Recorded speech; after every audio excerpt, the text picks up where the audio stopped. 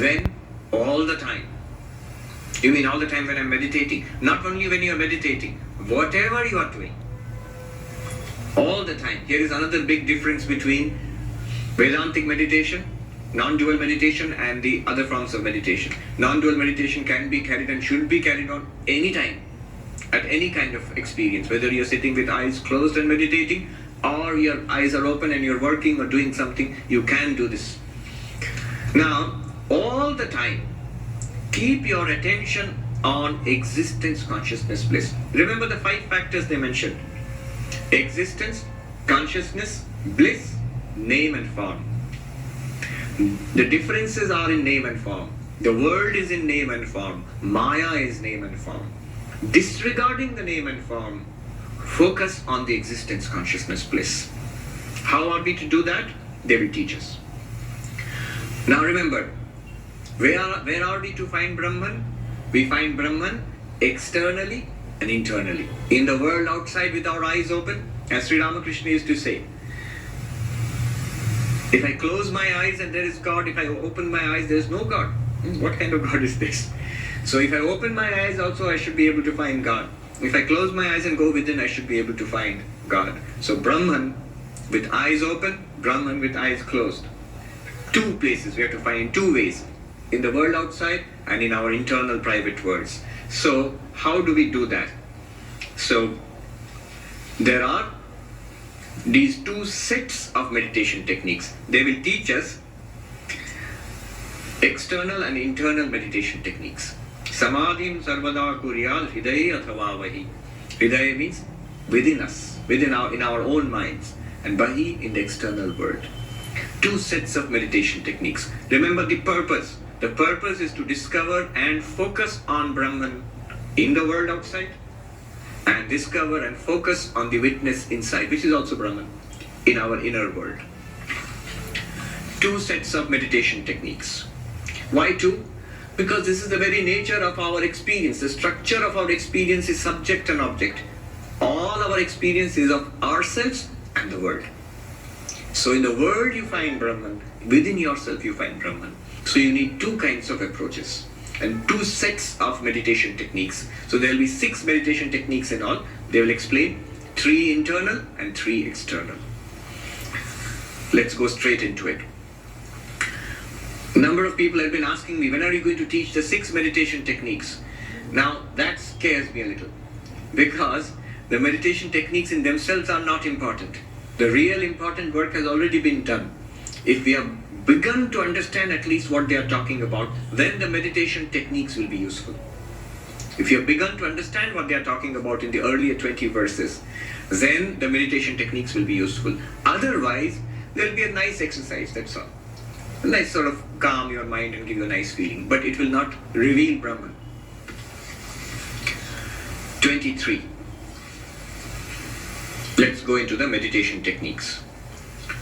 Savikalpo nirvikalpa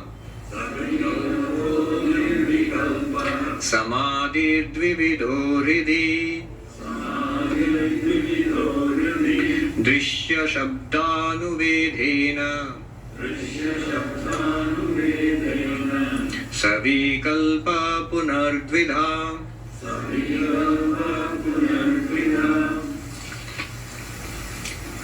Now, the meditation techniques. Let me give you a list of the meditation techniques, classification, what's going to happen in the next few verses. Just keep this in mind. I already said 6 techniques. 3 internal, 3 external. Antara means internal. Bahi means, or Bahya means external. So Antara Samadhi, 3 kinds of meditation techniques, 3 types Antara, and 3 types external or Bahi. Now, the internal techniques will be taken up first. Remember the purpose of the internal techniques. We are to discover the witness within and be stabilized in the witness. People say, Swami, I sort of understand what you're talking about in the class, but the moment I step out and go to the freeway, it all disappears. I can no longer be the witness.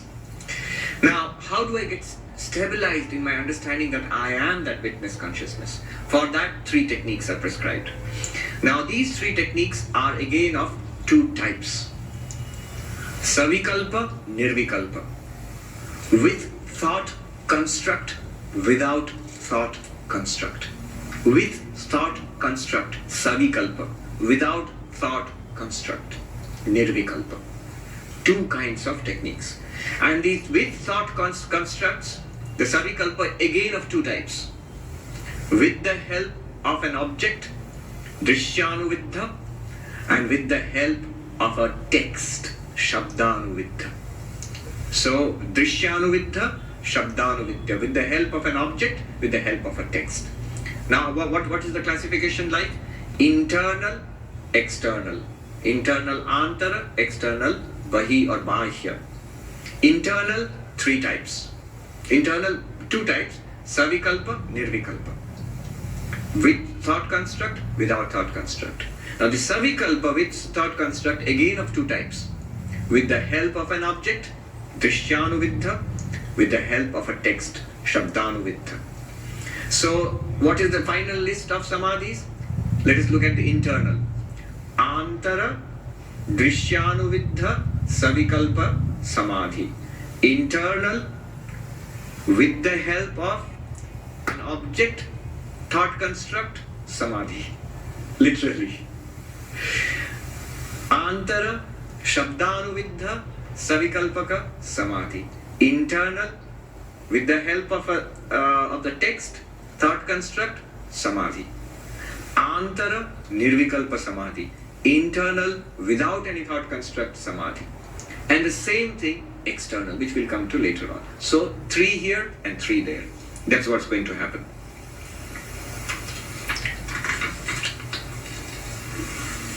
All right. Now let's start the first one. If you have the list in mind, the first one will be internal, with the help of an object, thought construct, Samadhi.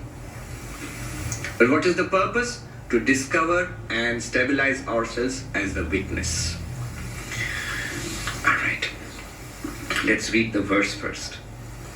Kamadhyashchittaga drishya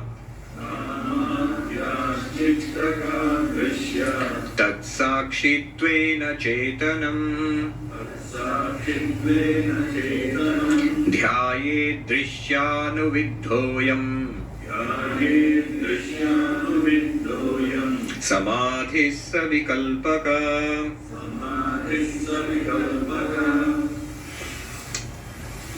Let me explain it before I go into the verse. It will be useful to contrast it with other kinds of meditation techniques which we might be practicing, or at least with which we might be familiar. You see, when thoughts come up in our mind, the thoughts are about something. In philosophical language, the thoughts are intentional. They are about something. So when I think about a book, so I have a thought about a book. There's a thought, and the object of that thought, the content of that thought is this book. Now, thoughts keep coming and going. Hundreds of thoughts, thousands of thoughts. They rise and fall. And usually the thoughts are about different things. You see a person, you eat something, you hear some music, you think something, you remember something else, and you decide to do something, you see something else, and it goes on throughout the day. Hundreds and thousands of objects, your thoughts are about all these things. So they are all different from each other. They are all same because they are all thoughts. But they are all different because each thought is about something else. Now, in meditation, what you normally do in yogic meditation is try to make the thought about the same thing. So I'm trying to think about, say, Krishna. So if I think about Krishna, some other thought comes, I push it away and think about Krishna again, think about Krishna again, think about Krishna again. That is an attempt to meditate. When the thoughts are different, they keep coming, but they are all about the same object, not about different objects. And so obviously you know it is a struggle, because thoughts tend to go this way and all the way, every which way, but then you have to bring it back to your object of meditation. That's usually what one does in meditation. The object of meditation may be different. It may be Krishna or Jesus or Rama, or it may be Om or a light or something, an object. which you constantly try to keep your mind on. That's yogic meditation. Now, and there is another kind of meditation, the Buddhist awareness meditation, mindfulness meditation, where you do not try to focus on anything, but you keep an awareness of what is rising and falling, the objects which come and go in your awareness. That's all. Here, what we do is entirely different. This has to be grasped. How is it different? When any object comes into your thoughts, when you think about any object, instead of thinking about the object, what the text tells us is, become aware of yourself as illumining the object. The object comes. Look at this, it's a book. You'll say, well, if I ask you what is this, you'll say it's a book. I'll say no, what you are seeing is the light reflected of the book. If I ask you what is this, it's a microphone. No, what you are seeing is the light reflected of the microphone. It's the same light which illumines this book now, which illumines this microphone now. What they're telling us to do is, when I say this is a book, take it in 3 stages. 1, it's a book. Second, I am aware of the book. So it's just not a book. You are having an experience of a book. You are aware of the book. That is what the experience is. You are aware of the book. The book comes and goes, other objects come and go, your awareness stays the same. That awareness, which is enabling you to experience the book, the microphone, the Swami, and anything else, all the forms, all the sounds, all the smells and tastes, all the thoughts in your mind, all of them come and go, they arise and subside in your awareness. Now, what they're asking us to do is, use these objects, use these thoughts which come and go. Don't focus on the thought, focus on the awareness shining on that thought. You can never know the awareness because you are that awareness. You are that awareness which illumines the thought which is coming in your mind now. Just before this, when you were driving here or riding the metro or bus here, your experience was entirely different. But that awareness was there. You, that awareness which was illuminating those experiences, was there. Yesterday at this time, you were having an entirely different set of objects which you were experiencing. But you, the awareness illumining those objects, you were exactly the same. 10 years ago, you've forgotten what was there. But one thing you can say for sure, you, that awareness was there. Before the birth of this body also, that awareness was there.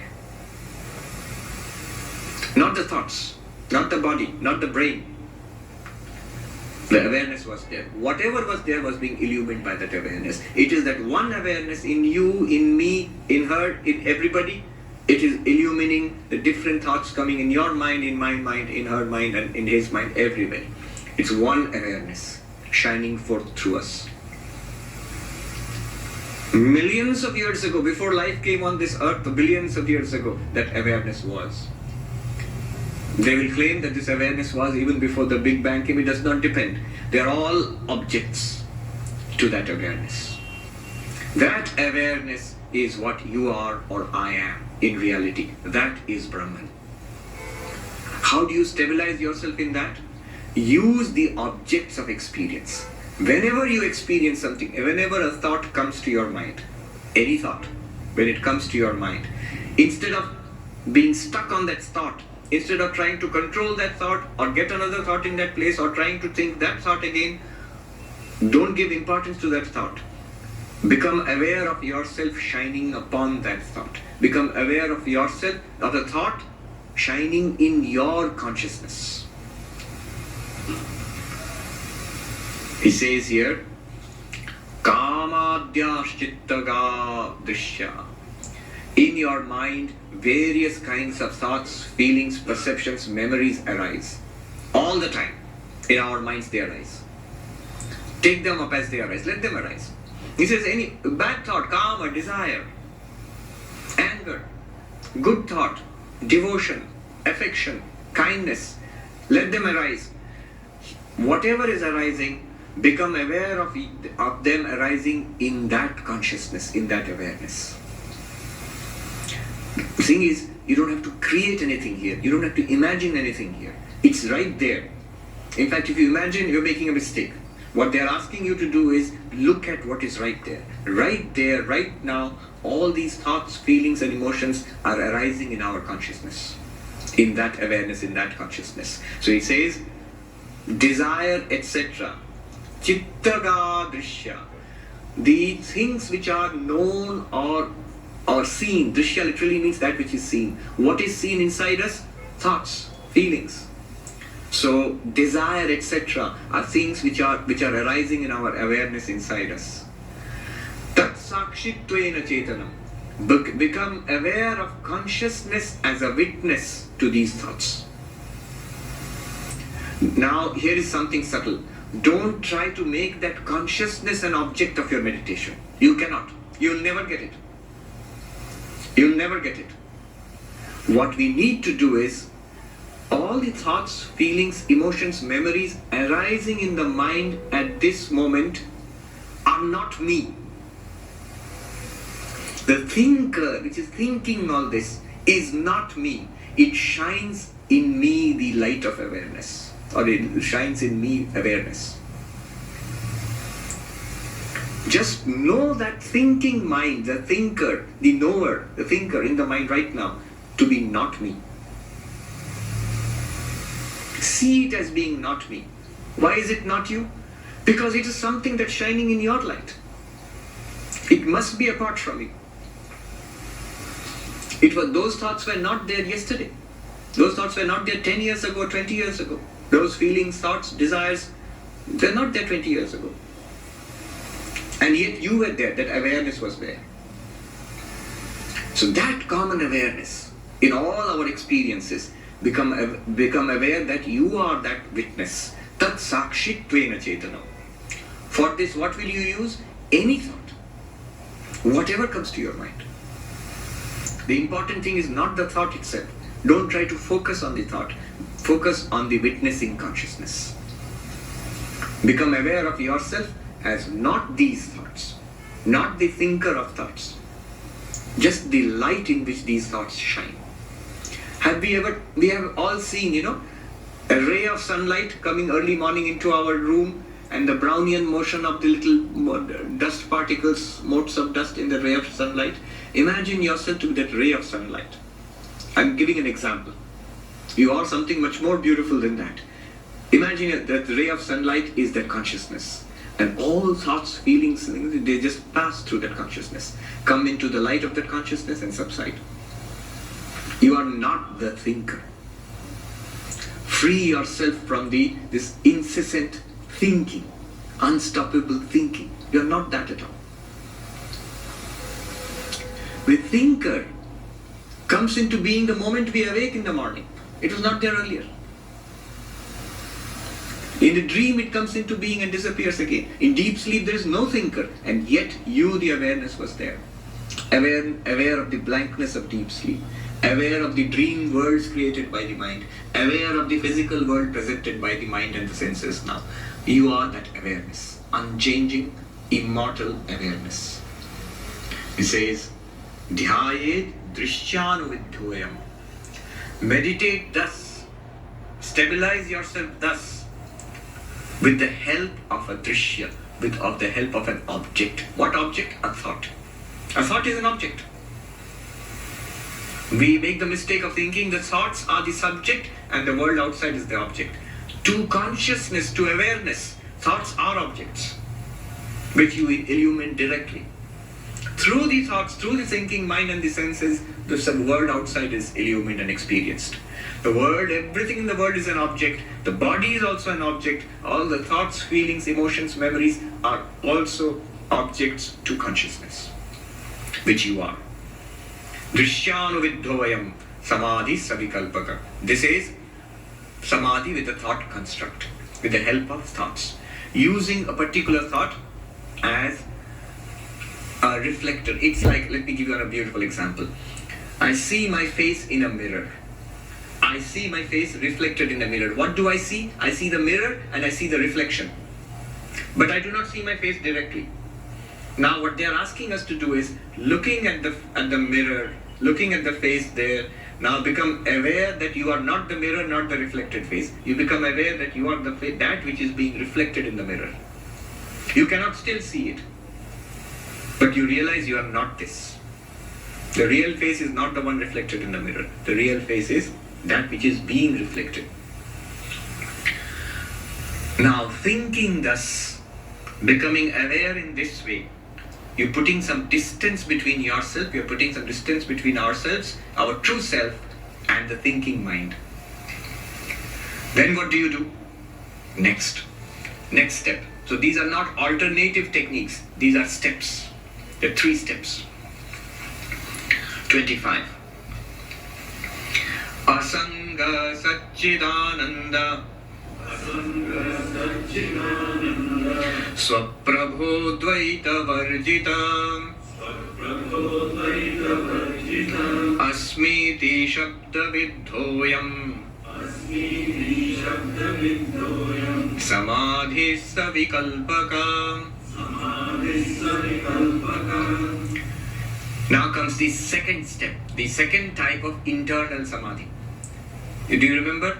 Internal, with the help of a text, thought construct, samadhi. Antara, shabdavidha, savikalpaka, samadhi. That's what we're going to do now. Now what is the purpose? Now we are using a thought, becoming aware of ourselves as that which illumines the thought. Now drop the thought. The next stage is to drop the thought. It's like I have a mirror and my face is reflected in the mirror. By just looking at the reflection, I become aware of my real face. I still do not see my real face. I cannot. I become aware of my real face. Now I don't need the mirror or the reflection. I drop the mirror and the reflection, and I use these words, I am that real face which was being reflected in the mirror. Just to become stabilized in that. Otherwise my mind keeps going out to the mirror. Now you use a Vedantic text which tells you what you are, because you cannot directly experience what you are. You can directly experience only objects in your light, but the light itself cannot experience itself directly as an object. So what you do is use a Vedantic text. Use a Vedantic text. This Vedantic text is like the mirror which tells you, which shows you what you are. Once we dismiss the thought, I was thinking a thought, maybe Om or some thought. Now I become aware of myself as the consciousness in which the Om thought shines. Then I dismiss the thought itself and I tell myself this: I am Asanga, completely unattached. Look at these powerful words. These are Vedantic texts. There are alternative texts one might use, but here a certain set has been given. Asanga, completely unattached. Imagine all the things that you have experienced in the world till this point, till today, they've all come and gone in your experience. The objects of experience, the things that we have eaten, the sounds, that music that we have heard, the people we have met, relationships, possessions, houses, they have all come and gone. Not one of them have we been able to hold on to. The things which appear in our consciousness also disappear. Not one thing we have been able to hold on to. Not even this body. This body is continuously going, changing, becoming older. Not even the body.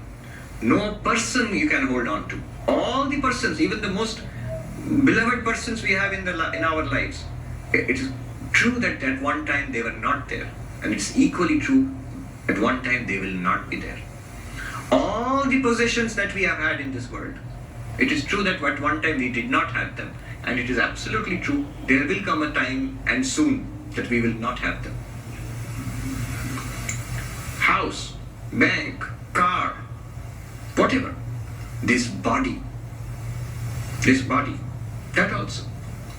Our most cherished thoughts, our memories, our knowledge which we have built up, everything has a reason, will disappear. One day it will go away. In all of this, you wear that consciousness, you are that consciousness, you will remain that consciousness. That consciousness is completely unattached to anything. In fact, the proof is every night when you go to sleep, the entire universe slides away from you. Every night. Not one thing in this universe remains with you when you go to deep sleep. Everything goes away. If I did not awaken from my deep sleep, what would remain with me? Nothing of this universe. This universe, this planet, this body, this our identity, nothing. Nothing remains. The problems, our projects, nothing remains. You know, when they say you have to practice detachment in Vedanta, many people say, oh Swami, it is so difficult to practice detachment. You are Swamis and you are practicing detachment, that's great, but we are householders, we are in this world, we are attached. How can we give up attachments? We are so attached. And Vedanta says to us, to such people, that you do not know how unattached you already are. You don't have to practice unattachment. You don't have to practice detachment. You are completely detached, even to the most beloved person, object, thing which you possess.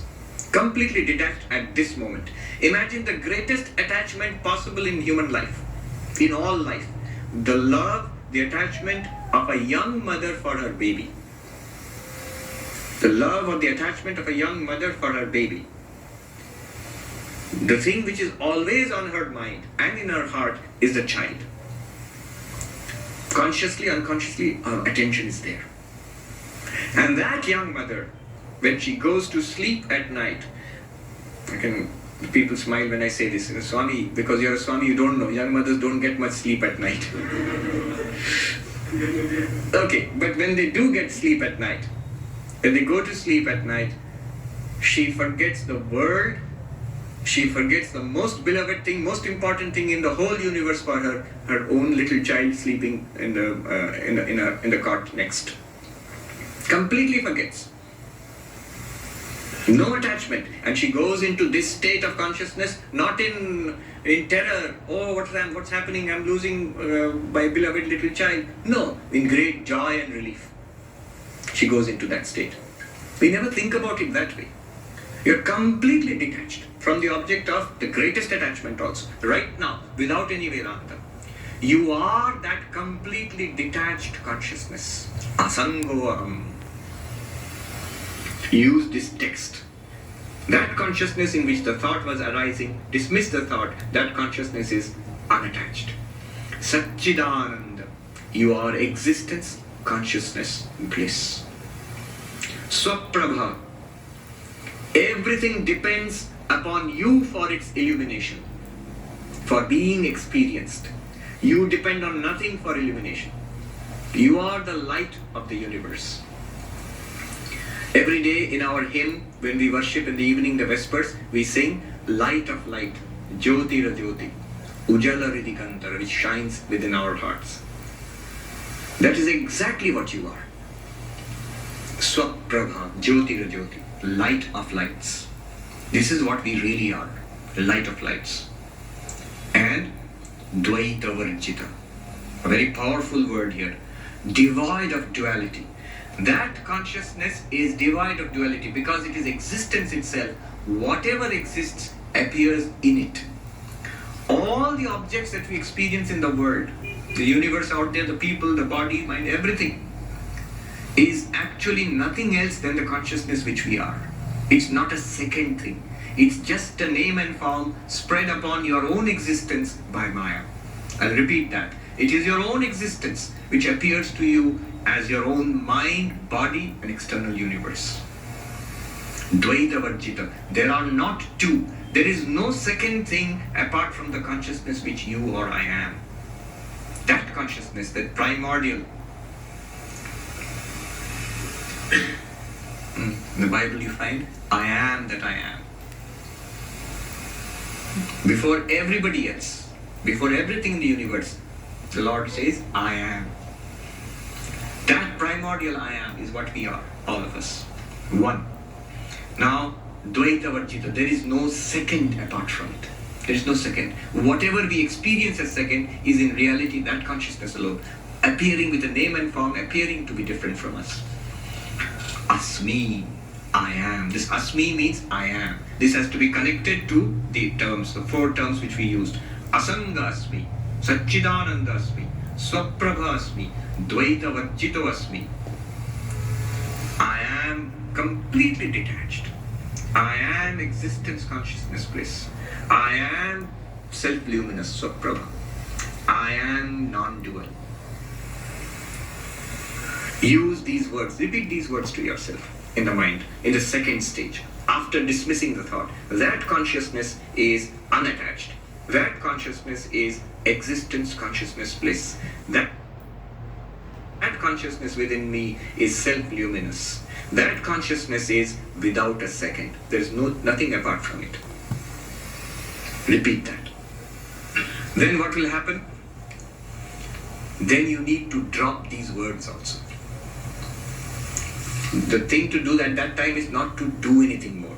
The next stage is the Nirvikalpaka, without a thought construct. The third internal samadhi, the final samadhi, where you drop the word. The word is also thinking. This word, when we repeat to ourselves, it's also thinking. Stop repeating the words. Just relax into it. That internal Nirvikalpaka samadhi cannot be attained with effort. Effort goes only up to this. When you are stabilized in that, you don't have to make an effort.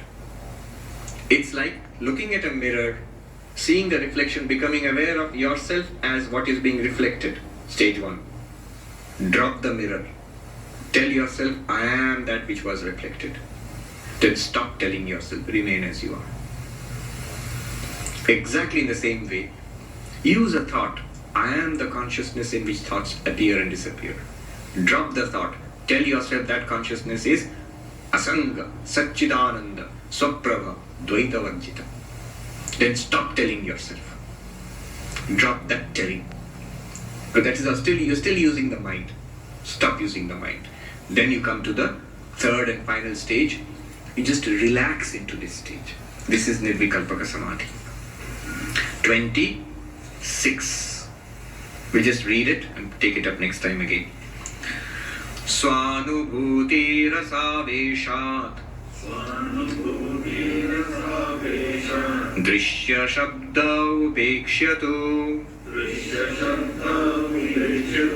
Nirvikalpa samadhi syat Nivata sthita deepavat Swanubhuti rasaveshat. There will be a kind of intoxication.